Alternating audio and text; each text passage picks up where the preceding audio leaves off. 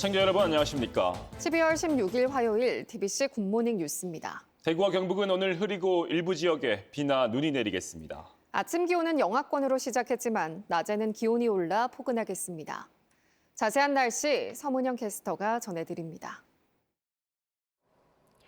오늘 아침 대부분 지역에서 수은주가 영하권으로 떨어졌습니다. 김천의 아침 최저 기온 영하 6.4도, 청송 영하 6.1도 등 영하 6.4도에서 영상 5.9도 분포를 보였습니다. 하지만 낮에는 기온이 올라 5도에서 12도로 포근하겠습니다. 오후부터 경북 북동 내륙과 산지에 약한 빗방울이 내리거나 눈이 날리겠습니다. 비나 눈은 저녁쯤이면 대부분 소강 상태를 보이겠습니다. 날씨였습니다.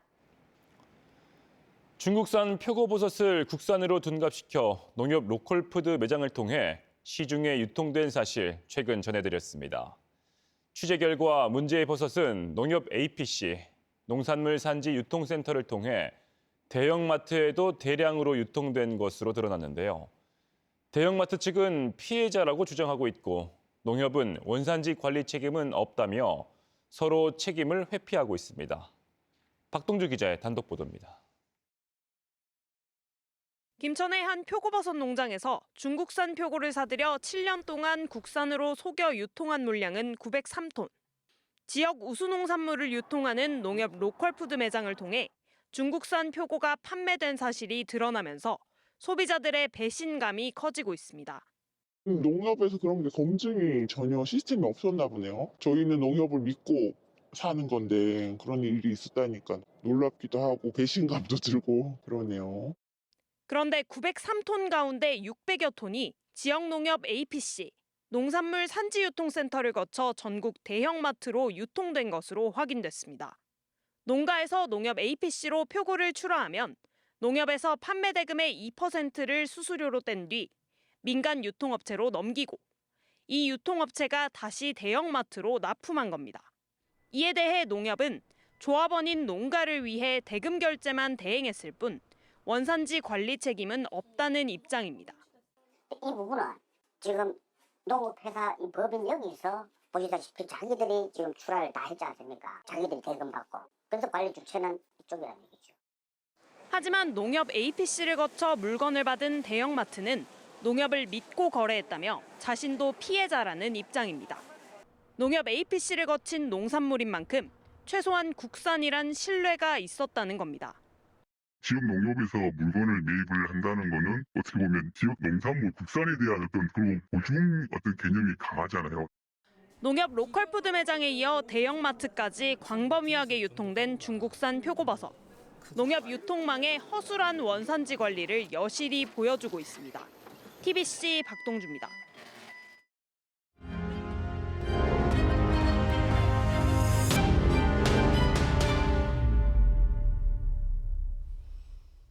내년 지방선거를 앞두고 대구 경북 광역단체장과 교육감 후보를 살펴보는 미리 보는 6.3 지방선거. 오늘은 경북 교육감입니다. 임종식 현 교육감을 비롯해 보수와 진보 성향 인사 5명의 출마가 예상되는데 후보 단일화 여부가 최대 변수가 될 전망입니다. 정성욱 기자가 보도합니다. 임종식 교육감은 대법원까지 가는 소송 끝에 사법 리스크가 해소된 만큼 3선 도전이 유력합니다. 임 교육감은 재임 기간 AI를 통한 교원 업무 경감과 직업 계고 경쟁력 상승 등의 성과를 바탕으로 미래형 인재 양성과 안전하고 따뜻한 경북 교육 실현을 마무리하겠다는 전략을 내세울 것으로 보입니다. 경북대와 경북도립대 총장을 지낸 김상동 경북인재평생교육재단 대표는 가장 먼저 공식 출마 선언을 했습니다. 김 대표는 폭넓은 교육행정 경험을 강점으로 내세우며 경북 교육의 변화를 이끌기 위해 초중등 교육 관계자들과 스킨십을 확대하고 있습니다. 경북교육청 초등과장과 정책과장을 지낸 마숙자 전 김천교육장은 최근 출마의 뜻을 굳히고 후보 단일화나 연대 방안을 신중히 고민하고 있습니다. 대구교육청 부교육감을 지낸 임준희 경산 문명고 교장도 출마를 결심하고 교육정책 전문가로서 학력 신장과 인성 향상을 포함한 경북교육 혁신 방안을 고심하고 있습니다. 진보 진영에서는 전교조 경북 지부장을 지낸 이용기 경북혁신교육연구소 공감소장이 단일 후보로 선출됐는데 교육 격차 해소를 비롯해 보수 성향 후보들과 차별화 전략을 준비하고 있습니다. 진보 성향의 후보 없이 3파전으로 치러진 지난 선거에서 득표율은 임교육감 49.77%, 마숙자 임준희 후보가 각각 20%를 넘었습니다. 이에 따라 이번 선거는 보수 성향 후보들의 단일화 성사 여부가 최대 변수가 될 것으로 보입니다. TBC 정성욱입니다. 내년 6.3 지방선거를 앞두고 헌법재판소가 최근 일부 선거구 획정을 위헌으로 판단하면서 선거제도 개편 문제가 다시 수면 위로 떠올랐습니다. 하지만 민주당과 국민의힘은 여야 대치 속에 여전히 미온적인 태도로 일관하고 있어 군소정당을 중심으로 제도 개혁의 목소리가 높아지고 있습니다. 김낙선 기자가 취재했습니다. 지난달 헌법재판소는 인구가 기준에 미달하는 지역구에도 시도의원 1명을 보장하는 공직선거법 규정에 대해 헌법 불합치 결정을 내렸습니다. 이에 따라 지방의회는 내년 6월 선거 전까지 선거구를 전면 재조정해야 합니다. 현행 소선거구제를 유지할 경우 대구시는 군의군 편입으로 최소 선거구 인구가 2만 2천여 명이 돼 현재 30석인 대구시 의회 의석수를 41석으로 늘려야 합니다. 대구 지역 6개 소수 정당이 한 목소리로 선거구제 개편을 촉구하는 이유입니다. 지방의회 비례성 강화하라. 1등만 당선되는 지금의 소선거구제 대신 중대선거구제나 권역별 비례대표제를 도입해 정치적 다양성을 확보하라는 겁니다. 특히 대구 경북처럼 일당 독점 구조가 강한 지역일수록 현행 선거제도에서는 그들만의 리그를 강화하는 결과만 초래할 것이라고 비판했습니다. 무투표 당선이 속출해도 그러려니 해야 하는 상황이다 보니 변화에 대한 일말의 기대마저 사치로 느껴집니다. 자치단체장이 독주해도 견제가 없고 자치단체장이 무기력해도 견제가 없습니다. 지난달 27일에는 대구시민단체 연대회의도 선거제 개편 논의에 힘을 보탰습니다. 대구시의회는 한석을 제외하고 특정 정당이 독식하면서 광역의회의 의석수 불균형인 불비례성이 가장 심해 지방정부의 거수기 역할에 그쳤다고 지적했습니다. 무투표 당선, 그래서 유권자의 권리가 완전히 박탈당하는 경우를 우리가 봤고요. 그리고 그렇게 해서 들어가는 의원들이 집행부를 제대로 견제하지 못하고 정치권 일부에서도 중대 선거구제 도입과 비례대표제 확대 등을 골자로 하는 법안이 발의되기도 했습니다. 하지만 여야의 극한 대치 속에서 정치개혁특별위원회 가동조차 늦어져 헌법재판소가 정한 내년 2월 19일까지 해결될지는 미지수입니다. 이럴 경우 예비 후보자들은 2월까지 자신의 선거구도 모른 채 깜깜이 선거를 치를 수도 있는 데다 시간에 쫓겨 졸속 선거구 획정이 되풀이될 우려도 큽니다. 기득권을 가진 거대 양당이 침묵하는 사이 지방자치의 본질은 퇴색하고 유권자의 주권도 다시 뒷전으로 밀리고 있습니다. TBC 김낙성입니다. 대구의 집값이 25개월째 내림세를 이어갔습니다. 한국부동산원이 발표한 11월 전국 주택가격 동향을 보면 대구의 주택종합매매가격 지수는 1년 전 같은 달보다 3.3% 내려 25개월째 내림세가 이어졌습니다. 한 달 전에 비해서도 0.12% 내렸지만 전세가격 지수는 0.08% 올라 2달 연속 상승했습니다.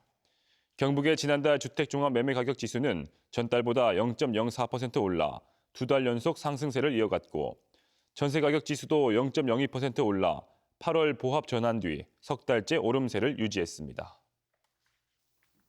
TBC는 올 한해 대구 경북의 주요 이슈와 사건, 사고를 짚어보는 되돌아본 2025 순서를 마련했습니다. 오늘은 첫 순서로 조기 대선에 출마한 홍준표 전 대구시장의 중도 사퇴와 각종 현안 사업을 짚어봅니다. 시장직 사퇴로 통합신공항 건설과 취수원 이전 등 각종 현안 사업이 줄줄이 차질을 빚고 있습니다. 김용우 기자의 보도입니다. 대구 미래 50년을 준비해오던 홍준표 전 시장이 대권 도전에 나서면서 중도 사퇴했습니다. 홍 전 시장은 국민의힘 후보 경선에서 탈락하자 정계 은퇴를 선언하고 서울 시민으로 돌아가겠다고 밝혀 논란이 일었습니다. 정치 인생을 오늘로서 졸업하게 돼서 정말 고맙습니다. 이제 시민으로 돌아가겠습니다. 홍 전 시장의 중도 사퇴로 행정 공백이 이어지면서 각종 현안 사업 추진도 동력을 잃었습니다. 대구 경북 신공항 건설 사업은 수면 아래에 있던 자금 조달 문제가 불거지면서 2030년 개항은 물 건너갔고 지금은 고난대행 체제가 뒷수습을 하는 모양새입니다. 빨리 후속 대책을 세워서 대통령실과 조속히 이 문제에 대해서 좀 협의해 나가겠습니다. 신공항과 연계한 산업과 배후단지 조성, 후적지 개발을 위한 각종 연구 용역도 올스톱 상태입니다. 기부대 양여 방식으로 추진 중인 도심 군부대 이전 사업도 차질이 불가피해 보입니다. 대구 경북 행정통합도 사실상 중단되면서 민생국이 과제로 넘겨진 가운데 이재명 정부의 균형 성장 전략 기조에 맞춰 초강력 협력 사업 발굴에 주력하는 상황입니다. 안동댐물을 식수로 활용하는 맑은 물 하이웨이 사업도 막대한 예산 문제와 낙동강 상류 지역 주민들의 반대에 부딪히자 새 정부는 치수원 다변화로 원점에서 재검토하고 있습니다. 홍 전 시장의 중도 사태로 의욕적으로 추진해왔던 대구의 각종 현안 사업들은 이렇다 할 성과 없이 결국 해를 넘기게 됐습니다. TBC 김용우입니다.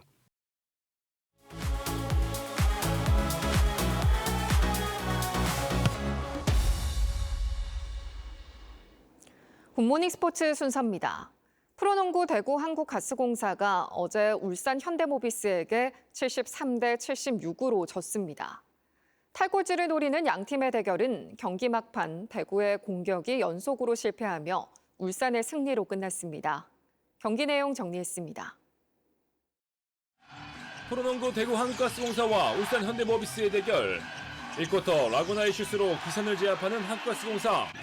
이후 주전 선수들의 고른 활약으로 대구가 18대 16, 2점 앞선 채 1쿼터 종료됩니다. 2쿼터 최강민의 연속 석점포 3방으로 역전에 성공하는 현대모비스. 순식간에 7점 차로 벌어집니다. 대구가 공격에 어려움을 겪는 사이 울산은 10점 차까지 달아나지만 2쿼터 후반 대구가 공격을 성공시키며 5점 차로 좁힌 채 2쿼터 마무리됩니다. 3쿼터 초반 벨란겔의 석점포로 2점 차로 따라잡는 대구. 하지만 울산도 연속 득점에 성공하며 리드를 내주지 않습니다. 접전을 펼치는 양팀. 결국 3쿼터 종료 40여 초를 남기고 벨란겔이 슛을 성공시키며 54대 54 동점을 만듭니다. 이 경기 승패가 달린 마지막 4쿼터. 퍼킨스가 이날 경기 첫 득점을 성공시키며 경기를 뒤집습니다. 경기를 내줄 수 없는 울산. 서명진의 연속 득점으로 다시 달아나고 대구는 퍼킨스와 벨란겔의 득점을 앞세워 다시 리드를 되찾아옵니다. 하지만 경기 막판 대구의 공격은 번번이 리임을 벗어나면서 울산과 7점 차까지 벌어지게 됐고 종료 직전 퍼킨스와 야구혁이 연속 득점에 성공했지만 73대 76으로 경기 내줍니다. 이날 패배로 연승 행진을 마감한 대구는 울산과 공동 꼴찌로 다시 내려앉았고 오는 18일 부산 KCC와 경기를 갖습니다. 지난해 영천에 도입된 중앙선 KTX 이음 열차가 오는 30일부터 종착역이 청량리역에서 서울역까지 연장되고 영천역 정차 횟수도 왕복 4차례에서 6차례로 늘어납니다. 이에 따라 환승에 따른 시간과 비용이 절감돼 이동 시간 단축과 이용 편의성도 개선될 전망입니다. 구미시가 기후에너지환경부의 탄소 중립 선도도시 조성 사업 대상지로 선정됐습니다. 이에 따라 구미시는 내년도 정부 예산 3억 원으로 기본계획 수립 용역에 들어가 온실가스 감축과 경제성이 높은 전략 사업을 발굴할 예정입니다. 구미시는 지난 9월 선정된 탄소 중립 산단 대표 모델과 연계해 에너지 관리와 폐기물 자원화 시스템 등을 통합 구축할 것으로 기대하고 있습니다.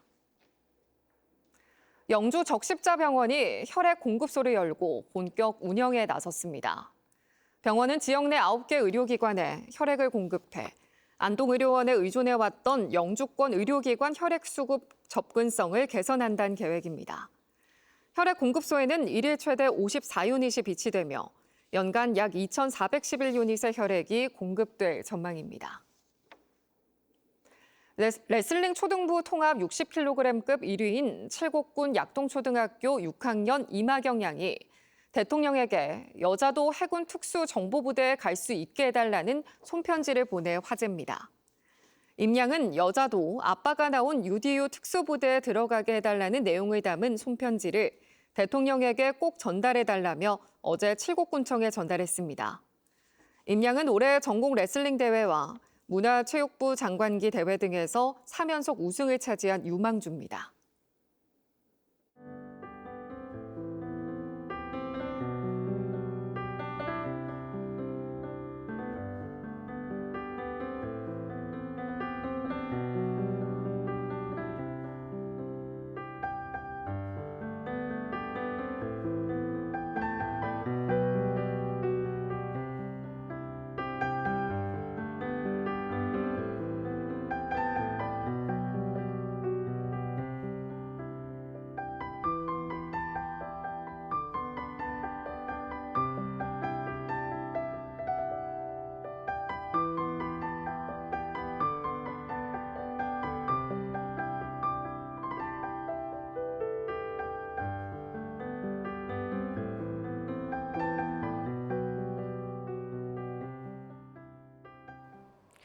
오늘 아침 대부분 지역에서 수은주가 영하권으로 떨어졌습니다. 김천의 아침 최저 기온은 영하 6.4도, 청송 영하 6.1도 등 영하 6.4도에서 영상 5.9도 분포를 보였는데요.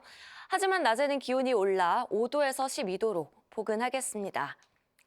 오늘 오후부터 경북 북동 내륙과 산지에 약한 빗방울이 내리거나 눈이 날리겠습니다. 비나 눈은 저녁쯤이면 대부분 소강 상태를 보이겠습니다. 오늘 전국이 대체로 흐리고 서울에는 비 소식이 있습니다.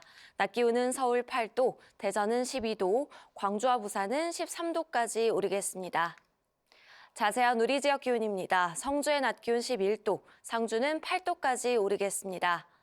대구 10도, 안동 7도로 어제와 비슷하겠습니다. 포항과 경주 12도 예상됩니다. 내일 아침 영하권 추위는 없겠고요. 이번 주 주말에는 기온이 올라 비교적 온화하겠습니다. 날씨였습니다. 이상으로 TBC 굿모닝 뉴스를 마칩니다. 시청해주신 여러분 고맙습니다.